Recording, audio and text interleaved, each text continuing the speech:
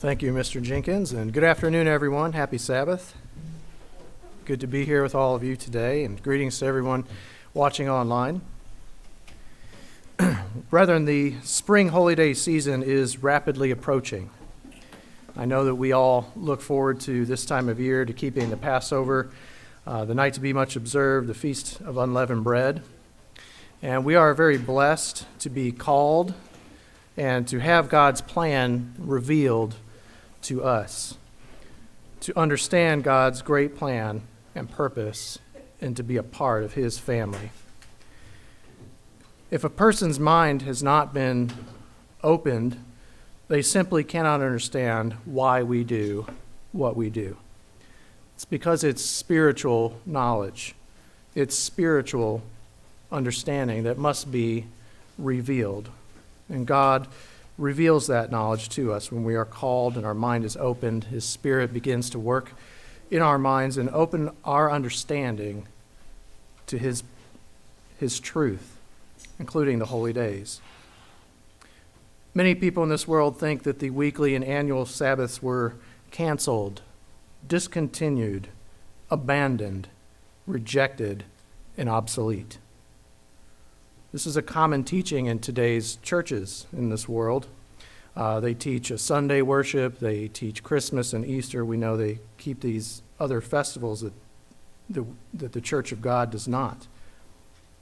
There are a few churches even that, like a Seventh-day Adventist, that they do keep the Sabbath. They kept the Sabbath. They do acknowledge that and accept the weekly Sabbath, but then they reject God's annual Sabbaths, His holy days. So this world's churches are lost when it comes to this. They don't understand it. They can't grasp it. Even if they have some truth, a lot of them, most of them, nearly all of them reject these holy days. Perhaps you've met someone who's questioned you about, well, why do you keep these antiquated old holy days? Why are you Jewish? Often those who would challenge our belief in keeping God's holy days will turn to certain passages of Scripture to try to convince you that the weekly or annual Sabbath days are no longer to be kept. Most often they turn to the writings of the Apostle Paul. They claim that Paul had a different doctrine, that he led the way to casting aside God's Sabbaths. Brethren, is that so? What about some of these passages that they refer to? The purpose of today's message will be to examine a passage, and we're going to focus on just one, written by the Apostle Paul that's commonly used to argue against the holy days. And we'll take a look and see just exactly what Paul was saying. And when I originally planned this message, I had sort of a different direction I was going to go. And when I got to this passage, there was just so much in it that it just became evident to me that I should just build the entire message around this section of Scripture. So before I get into it, I want to say, why is this important? Why, as a church who I know all of us in this room accept and believe these holy days, why is it important for us from time to time to review this? Well, one reason is because we are to be ready to give an answer to anyone who may ask us. I don't know if any of you have ever had conversations that led to someone actually coming into the church. And if you have, what a remarkable and wonderful blessing to be able to teach the truth and be a part, to be a vessel for God, to communicate to someone God's truth. So we have to be ready to give an answer, whether people accept it or not. And another reason why it's important is because we must be sure of what we know, and we must hold fast to it. There are many people who once observed God's festivals who have gone out from the church and have stopped observing them. And I don't say that to judge them or condemn them. I hope that they would return and repent, and God will take care of that situation. He will deal with that in His way. All or most of us have seen people fall away and turn back to worldly religions, things that they had come out of, things that they knew at one point were wrong. And it's sad and it's sobering. And we are admonished in Scripture that we are to earnestly contend for the faith once for all delivered to the saints, and to stand fast and to hold to the traditions. We have been entrusted with the truths of God and must keep and hold and contend for that truth. So with that in mind, brethren, let's get into this message today. I'm actually going to start not in the writings of Paul. I'm going to give a little bit of background. We're going to go through some Old Testament scriptures as well. I'm going to start first, though, in 2 Peter chapter 3. And I think many of you know where I'm going with this. In 2 Peter chapter 3, in Peter's letter, he writes, and he gives a caution. He gives a caution about some of Paul's writings. Not that there was anything inherently wrong with them, but he does caution that people were taking those writings and taking them and twisting them and bending them and making them into something else. So I just want to start with that there in 2 Peter chapter 3, starting in verse 14. Peter says, "Therefore, beloved, looking forward to these things, be diligent to be found by him in peace, without spot and blameless, and consider that the long-suffering of our Lord is salvation, as also our beloved brother Paul, according to the wisdom given to him, has written to you." So Paul had written to them also wise writings. He was under inspiration of God when he wrote his letters.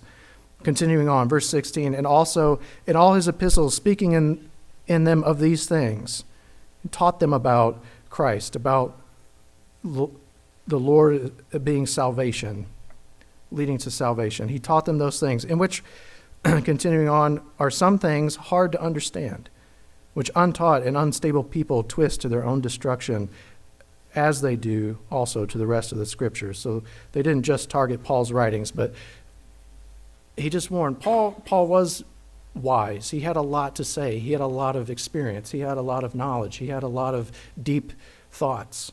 And he expressed those in his letter to the church. And if somebody comes in and they don't have a good foundation and they're not grounded in some core truths, they can take those statements by Paul and end up twisting them into error. And so with that in mind, let's just begin talking. So we're talking about specifically God's holy days. We're about to come up upon those days. And again, why are we keeping these? Why are we doing this? And we're going to get to Paul's passage here in a little bit. But I just wanted to lay a little bit of groundwork. We've reviewed this numerous times, so I won't linger on it too long. But those that would question why you would do this would probably say, well, isn't that for the Jews?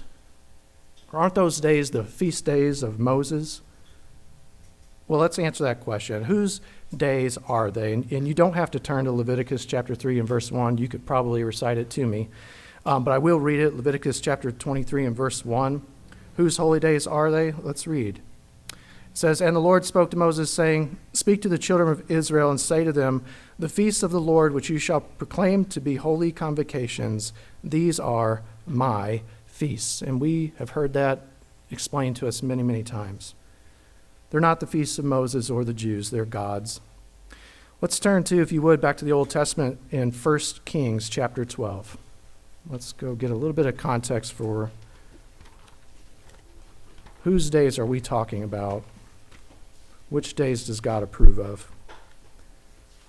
1 Kings chapter 12, this is picking up about the story of Jeroboam. He had rebelled against Rehoboam, the kingdom of Judah, and so the kingdom now was divided. You had this Jeroboam up in Israel now, and he was worried that the people would return and go back to Rehoboam, and so we'll read what he did. In verse 25, it says, "Then Jeroboam built Shechem in the mountains of Ephraim and dwelt there. Also he went out from there and built Penuel.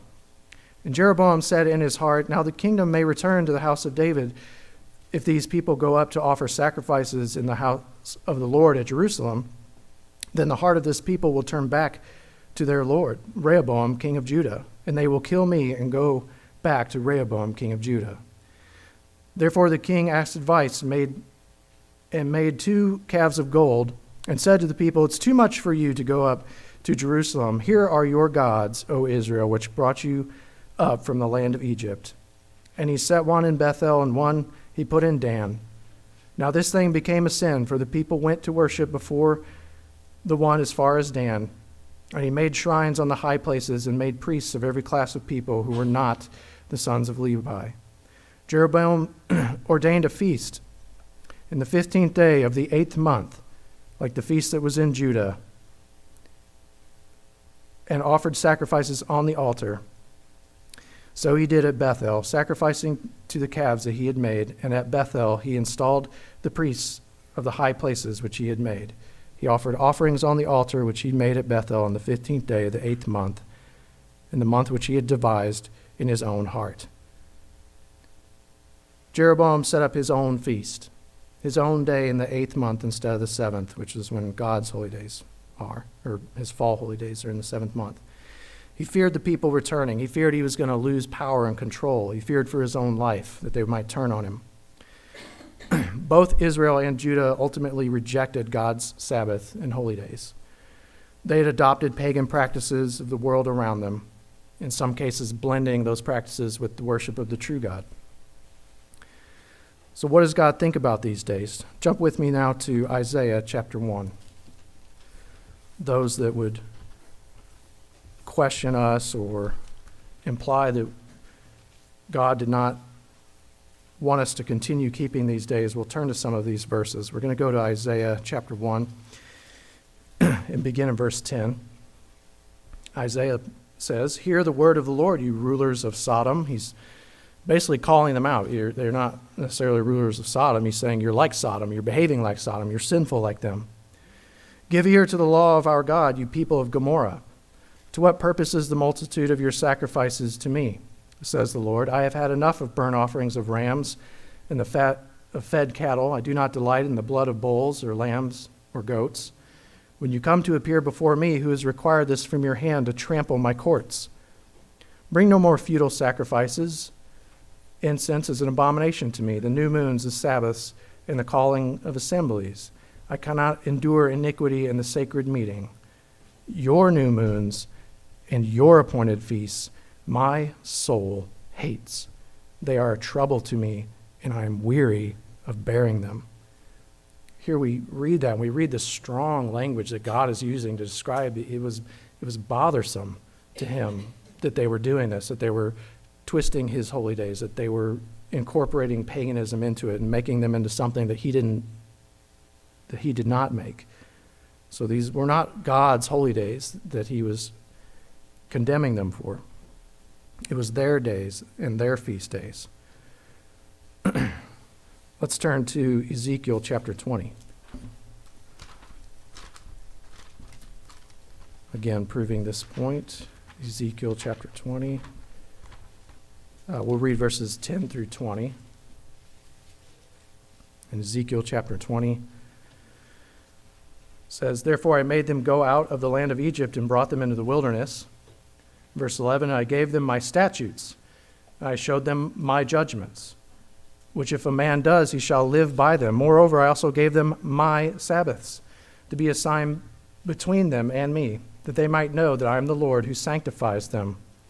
Yet the house of Israel rebelled against me in the wilderness. They did not walk in my statutes. They despised my judgments, which if a man does, he shall live by them. And they greatly defiled my Sabbaths. Then I said, I would pour out my fury on them in the wilderness to consume them. But I acted for my own name's sake, that it should not be profaned before the Gentiles, in whose sight I had brought them out. I also raised my hand in an oath to them in the wilderness that I would not bring them into the land which I had given them, flowing with milk and honey, the glory of all lands, because they despised my judgments and did not walk in my statutes, but profaned my Sabbaths, for their heart went after their idols. Nevertheless, my eye spared them from destruction. I did not make an end of them in the wilderness." God was so merciful and patient, and he did it for his own name's sake, as he said. He was not going to destroy them so that people could then question, well, this God just destroys his own people. Verse 18, "But I said to their children in the wilderness, do not walk in the statutes of your fathers, nor observe their judgments, nor defile yourselves with their idols. For I am the Lord your God. Walk in my statutes, keep my judgments, and do them. Hallow my Sabbaths, and there will be a sign between me and you, that you may know that I am the Lord your God." So plainly, brethren, we see this in Scripture. And we'll go ahead and turn, if you don't mind, to Hosea chapter 2. Hosea chapter 2 and verse 11. We're setting the stage here so when we get to Paul's writings, we have that firm foundation. Hosea 2 and verse 11, I will also cause all her mirth to cease, her first days, her new moons, her Sabbaths, all her appointed feasts. Not his feasts, theirs, hers, those that they had created and made up for themselves, following after these various gods. Turn to Amos, and we'll learn a little bit about that as well. Amos chapter 5 mentions a few by name in Amos chapter 5, verse 21. Again, God says, I despise your feast days, and I do not savor your sacred assemblies. Though you offer me burnt offerings and your grain offerings, I will not accept them, nor will I regard your fatted peace offering. Take away from me the noise of your songs. He couldn't even stand hearing them singing on these days that they had made. All the merrymaking and mirth, as we read about. For I will not hear the melody of your stringed instruments, but let justice run down like water and righteousness like a mighty stream. He was more concerned about, follow me, do what I tell you and become righteous, be just and do good works and be righteous. Verse 25, did you offer me sacrifices and offerings in the wilderness for 40 years, O house of Israel? You also carried Sikkuth, your king, and Chuan, your idols, the stars of your gods which you made yourselves. Therefore I will send you in captivity beyond Damascus, says the Lord your God, whose name is the Lord of hosts. So with that background, with that understanding, let's take a look at a passage written by Paul that those without this foundation twist, sometimes to their own destruction. Turn to the book of Colossians, if you would. We're going to look at Colossians, specifically chapter 2, and basically this message is a review of Colossians chapter 2, but I wanted to set that stage before we get here. So a little background on the book of Colossians. Colossians was a letter written by, of course, the Apostle Paul to the church in the city of Colossae. Colossae was a city in Asia Minor. Today that would be in modern Turkey. He wrote this letter while he was imprisoned in Rome. It's one of the prison epistles that he wrote while he was in prison. They think it was written probably somewhere between 60 to 63 AD, give or take a few years there, between that range there. And being a church in Asia Minor, it was a Gentile audience. This was not a city of the Jews. It was a Gentile city. And so most of the church there were Gentile converts. Let's read, if we will, before we get to Colossians chapter 2, just proving that point about the knowledge to the Gentiles. In Colossians chapter 1, pick it up in verse 26. Paul says, the mystery which has been hidden from the ages and from generations, but now has been revealed to his saints. To them God willed to make known what are the riches of the glory of this mystery among the Gentiles, which is Christ in you, the hope of glory. So the message of Jesus Christ had been going out. It had been reaching these parts of the world, these Gentile nations, these people who didn't understand. They didn't have this background with the true God. They didn't know. They were learning, and it was being blessed by God, and this message had been going out, revealing all these great mysteries. And many converts were responding to that call and converting and coming into the church. So his letter is specifically to a largely Gentile audience. These Gentile converts had previously been a part of the religion and culture of their day. They would have come out of various pagan religions, philosophies, and ideas. Let's notice now, getting into Colossians chapter 2. I'd like to read verse 8. Colossians 2, just jump down to verse 8. Again, setting the stage of this book of Colossians. Who is he talking to, and what is some of the things he's addressing? Colossians 2, chapter 2, verse 8 says, beware lest anyone cheat you through philosophy and empty deceit according to the tradition of men, according to the basic principles of the world, and not according to Christ. He's warning this church. His letter includes this warning about philosophies and traditions of men, not according to Christ, but according to the world. Jump down, if you would, to Colossians 2, verses 18 to 22. Again, just getting the context here. Verse 18, let no one cheat you of your reward, taking delight in false humility and the worship of angels, intruding into those things which he's not seen, vainly puffed up in his fleshly mind, and not holding fast to the head, from whom all the body, nourished and knit together by joints and ligaments, grows with the increase that is from God. So he's warning them, don't be cheated through these deceits. Don't get into this worshiping of angels. Verse 20, therefore, if you die with Christ from the basic principles of the world, why, as though living in the world, do you subject yourself to regulations? Do not touch, do not taste, do not handle, which all concern things which perish with the using according to the doctrines of men. Commandments and doctrines of men. So that's the context of this chapter. We're going to dig in a little bit more to Colossians chapter 2, but I wanted to hit these two areas just to bring out what is he talking about? What is the context of this passage? And so what were they doing? I mean, so he's talking about this worship of angels. What were they doing? If you really think about it, they're worshiping demons is what it boils down to. The term basic elements of the world in the New Revised Standard Version, it's called elemental spirits. Elemental spirits was a common term in the belief of Gnosticism. And many of you have heard of Gnosticism and perhaps studied it. Gnosticism focused on worshiping of angels, focusing on angels who controlled the earth and the air and the water and the fire, and they had an angel for this and an angel for that. And if you could get in touch with this angel, you could get somewhere, and if you could get in touch with this one. The church of Colossae was being judged by men who were believers in these types of philosophies, believers in these elemental spirits and in this Gnostic religion and idea that they were somehow being more spiritual by getting in touch with this, really the demonic world. So that's the context and starting point.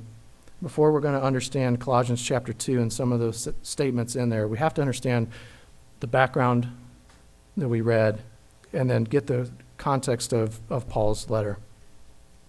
So let's back up a little bit. Let's go to Colossians chapter 2, and we'll read verses 4 through 7. Colossians 2 and verse 4 says, now this I say, lest anyone should deceive you with persuasive words. For though I am absent in the flesh, yet I am with you in the Spirit, rejoicing to see your good order and the steadfastness of your faith in Christ. So he's coming back to a warning about deceptions. There are people who are really persuasive. These Greeks, these Gnostics, they were intelligent people.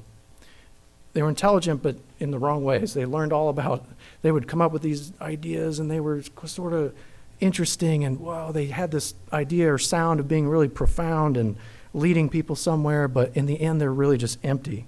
And Paul is warning them. Verse 6, as you therefore have received Christ Jesus the Lord, so walk in him, rooted and built up in him, and established in the faith, as you have been taught, abounding in it with thanksgiving. So avoid all that. Avoid that stuff. Walk with Christ. Walk with him. Obey and follow him. And we already read verse 8, being aware lest anyone cheat you through these empty philosophy and empty deceits, according to these traditions of men and these basic principles of the world or elemental spirits of the world, and not according to Christ. Verse 9, for in him, Christ, dwells all the fullness of the Godhead bodily, and you are complete in him, who is the head of all principality and power. He's making the point. You don't have to go chasing these bizarre elemental spirits that are really demons. Jesus Christ is your focus. Jesus Christ, in him dwells everything that you need. It's through him that you have a relationship with God. He is your access. He is your pathway. It is not these other philosophies of men.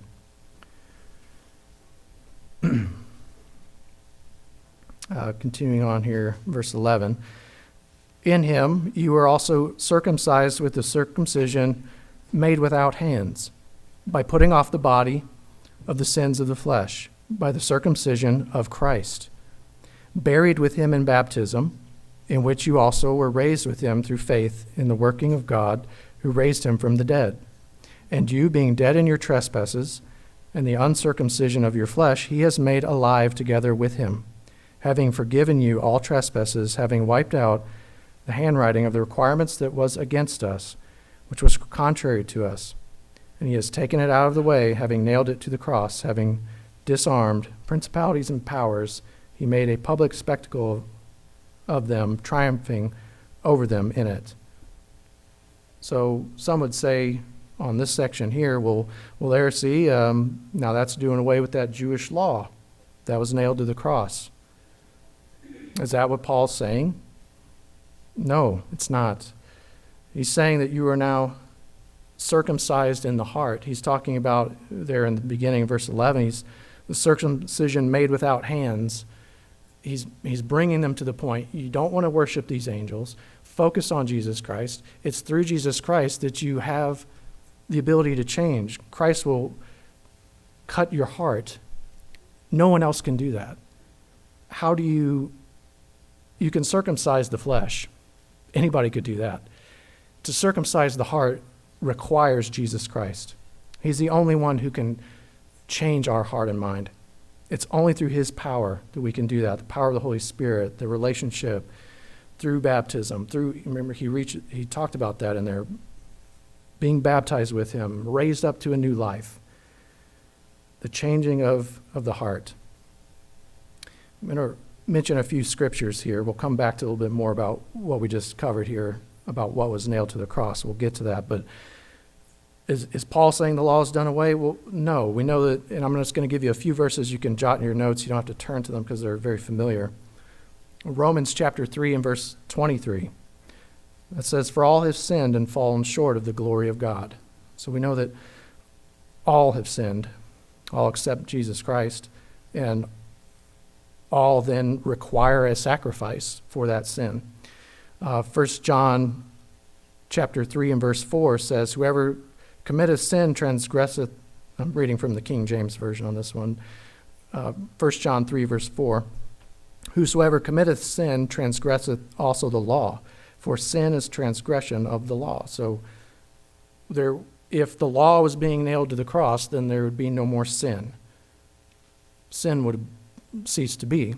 And if sin ceases to be, then there's no need for a sacrifice. Romans chapter 4 and verse 15, you can put that in your notes as well. It says, "Where there is no law, there is no transgression." So if the law was nailed to the cross, and that was some 2,000 years ago, if the law was actually done away and abolished, then there'd be no sin. And if there's no sin, then you and I wouldn't have a need for any salvation. We wouldn't need a Christ sacrifice to make us holy and right. We could do it on our own, or we could do it in other ways, or whatever. But that's not what he's saying, and it's obvious that's not what he's saying, because then the scripture would be broken, and we just went through several verses that would disprove anybody trying to claim that God's law was what was nailed to the cross. So what was nailed to the cross? The handwriting that was against us. The Greek word there for handwriting is cheirographon, and I don't speak Greek, but I did my best on that one. That's Strong's number G5498. 5498. It means a certificate of debt. It's something that's owed. Essentially, in this context, it's a death warrant. It's the wages of sin that we owe, which is our death. Our death is owed because of our sin. Because the law is still in effect, there is a debt owed for you, for me, for all. And Christ paid that debt. He paid it for us in our stead. And that's what was nailed to the cross. We owe for our sin. Christ's sacrifice covers that debt. And we can rejoice in that. There was great rejoicing in that. He's talking about how that process then it disarmed principalities and powers. It's destroying what Satan and his demons were trying to do, which is to ruin God's plan for humanity. And he triumphed over it, made a spectacle of it by making a way out, by covering that debt. So we will be keeping the Passover and Feast of Unleavened Bread here very soon, where we're going to acknowledge that sacrifice. We're going to put the unleavened bread in our life and get the leavening out, representing sin. We're going to go through this lesson again, and we're going to strive to live a truly sinless life by obeying God and becoming just like Jesus Christ and like God the Father in character. The church in Colossae was being pressured to be like men, and really more truly like demons. These men were worshiping angels, trying to become spiritual by communicating with spirits and seeking intermediaries with evil spirits. Paul is pointing them away from that and saying, get out of that. Point to Christ. Christ is the goal. And so that is what Paul's addressing here. So there's no doing away with anything as far as God's law, his 10 Commandments. Certainly there was a change in circumcision. We know that, and that's another study, but we're talking here, and he mentioned about circumcision, that we are circumcised still. It's just of the heart. You have to be circumcised. It just has to be your heart. It's not your body.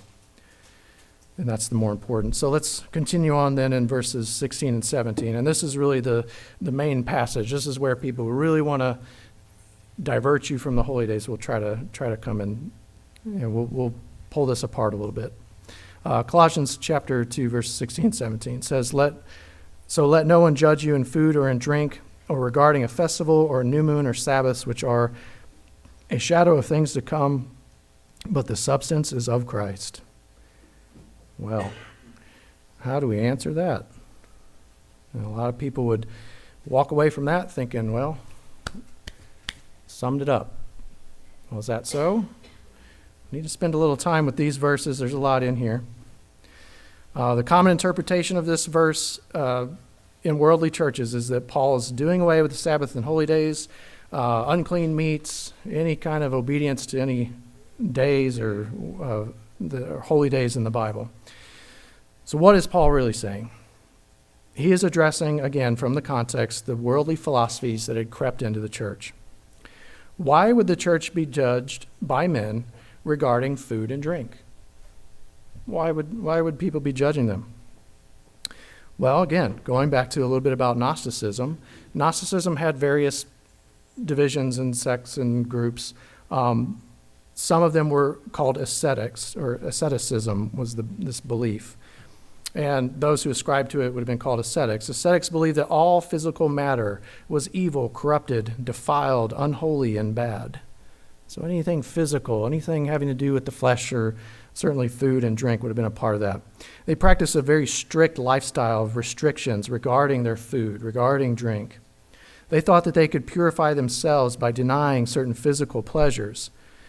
They were full of vanity and would look down on others with disgust or contempt for not following their doctrines of avoidance and restriction.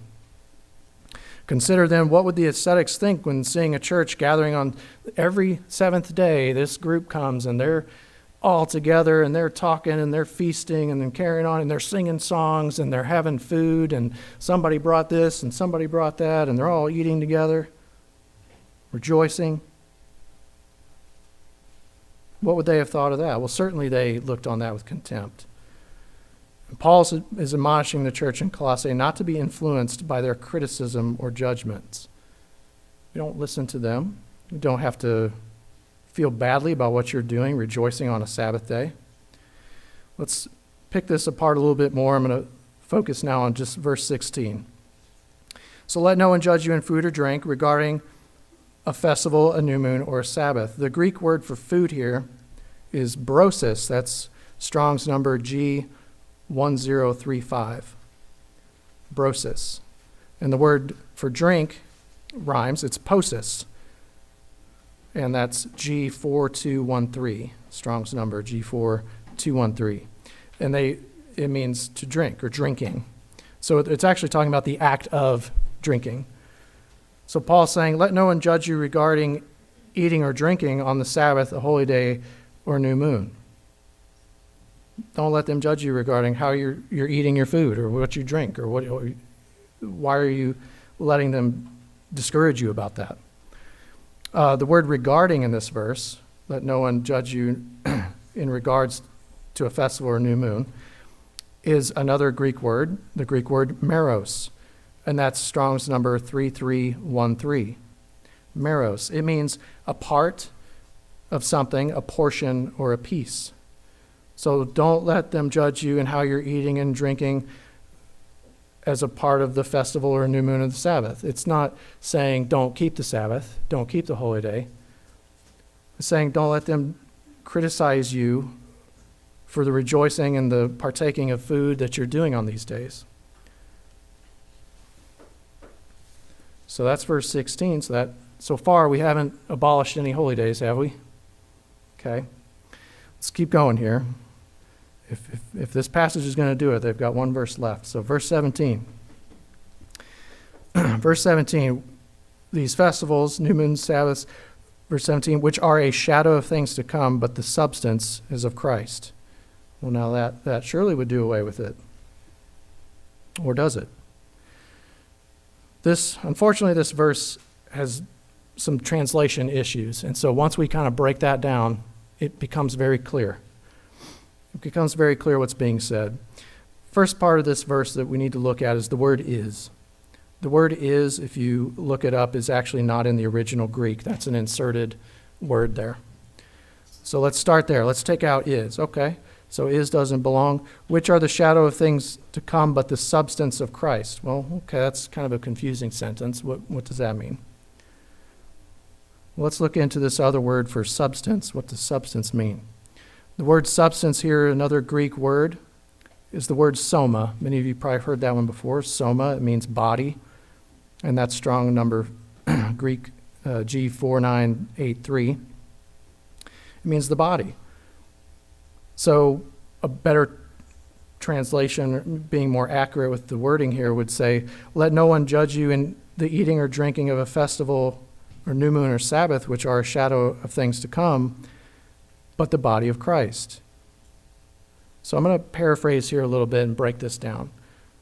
Paul's saying, don't listen to these ascetics about how you should be eating or how you should be drinking on God's holy days. These feasts are a shadow of things to come, but rather be judged by the body of Christ, the church. If we really put the meaning together, and that's my paraphrase, that's what he's saying. That's what this means, and we're going to pick this apart a little bit more to prove that. The holy days do foreshadow. They foreshadow a great future ahead for all of mankind. They're not backward focused. God's holy day plan it has a past component. It has a future and a present fulfillment as well. And so when you understand that, well, he's saying the holy days foreshadow things to come. Well, if they foreshadow things to come, why would you abandon them? Why would you leave them? Why would Paul throw them out? If they foreshadow the future, we should be all the more excited about understanding them, all the more excited to lean in and gather what we can about them, because they reveal something yet ahead. We should look to the church of God for guidance on how to observe these days. Notice he said, let no man judge you, but rather the body of Christ. What he's saying is, when it comes to matters of how we're keeping these days, do not look to men or their traditions. If there's a controversy or a question or an issue, it is to be judged by the church as they're following God's law. That's what he means. That's the meaning of this verse. The church is given the authority to make administrative decisions, like what time is service, what location will we choose, how long should it be, how many songs should we sing, what time's the potluck. Those decisions, God built that structure into his church so that when there has to be some administration, somebody has to lead it, right? And so God designed that into his church, into the ministry, that they would make certain decisions. And the church will correct things if they're not done properly. And I want to turn to an example of this in 1 Corinthians chapter 11. ties in very well with what we're talking about today. And of course, looking ahead to Passover, 1 Corinthians 11 is a great study. 1 Corinthians chapter 11 and verse 17. Again, this is Paul writing. Now in these instructions I do not praise you, since you come together not for the better, but for the worse. Something's not right. Paul's getting right to the heart of it, and he's going to call it out. Verse 18. For first of all, when you come together as a church, I hear that there are divisions among you, and in part I believe it, for there must also be factions among you, that those who are approved may be recognized among you. Therefore, when you come together in one place, it's not to eat the Lord's Supper. The Passover is not a dinner. It isn't a potluck. It's an observance. It's a commanded assembly, a memorial. It's sober. Yes, there's the taking of some bread and wine. There's some ingesting, but it's not a large meal or kind of a chaotic scene, as we'll get to the description here. Verse 21, for in eating, one takes his own supper ahead of the others. One is hungry, another one's drunk. What? Do you not have houses to eat and drink in? Or do you despise the church of God and shame those who have nothing? What shall I say to you? Shall I praise you in this? I do not praise you. Paul's calling it, hey, you guys cannot be doing this. We can't be having somebody overindulging, getting drunk over here. We can't have people starving that haven't had any food and other people cutting ahead of them to do. It was kind of a mess that he was dealing with there. Verse 33, therefore, my brethren, when you come together to eat, wait for one another. But if one's hungry, let him eat at home, lest you come together for judgment. And the rest I'll set in order when I come.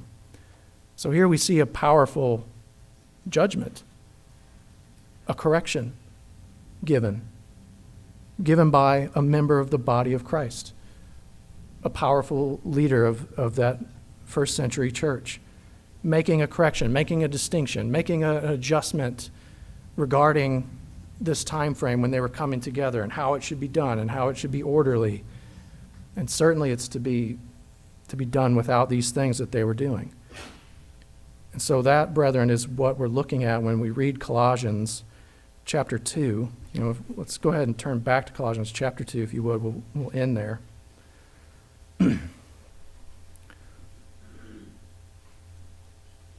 Colossians chapter 2. We see what this verse actually means. We've walked through it. We've looked at what this means. It's not doing away with any Sabbaths or holy days. It's talking about a foreshadowing of those days of the future. Don't get discouraged or off track from these people trying to criticize you for your rejoicing. You celebrate God. If there's a question, bring it to the church, and the church will make a judgment. So there's no abolishment of holy days here. I'm going to quickly read again. We already read verse 20, but I'm going to read it. I'm going to go all the way through verse 23. Therefore, if you died with Christ from the basic principles of the world, from all these demonic and bizarre ideas, and that's my words, but continuing on, why, as though through living in the world, do you subject yourself to regulations? Do not touch, do not taste, do not handle. Why go back to all this asceticism and trying to be righteous by avoiding everything and comparing yourselves among yourselves type thing? Which all concern things which perish according to the commandments and doctrines of men. These things indeed have an appearance of wisdom in self-imposed religion, false humility, and neglect of the body, but they are of no value against the indulgence of the flesh. God hates man's holidays. We read through that. Their traditions, their philosophies, their religious ideas and things that aren't his. They're an abomination to him. They have no value in overcoming sin. Paul was warning the church not to be influenced by these worldly philosophies. He was pointing them away from asceticism and toward Christ. We cannot give up. We cannot turn back. We must not be persuaded or deceived by the doctrines and philosophies of this world, of this world's religions, its leaders, or its great thinkers. A wise man once said, Jesus saves you from the inside, not the outside. We will soon be partaking of the Passover and the days of unleavened bread. We're trying to change. We're trying to change who we are on the inside, and that's where Christ works with us. It's not so much about the outer being. We're going to partake of these bread and wine. We're going to keep these holy days. We're going to have times where we're coming together in a more sober mind, and we're going to have times where we're celebrating and feasting. These holy days picture what Christ is doing in us now. God is, through his Holy Spirit, developing in us the circumcision made without hands, the conversion of our wicked human hearts. I hope you all have a deeply rewarding, meaningful, and joyful spring holy days.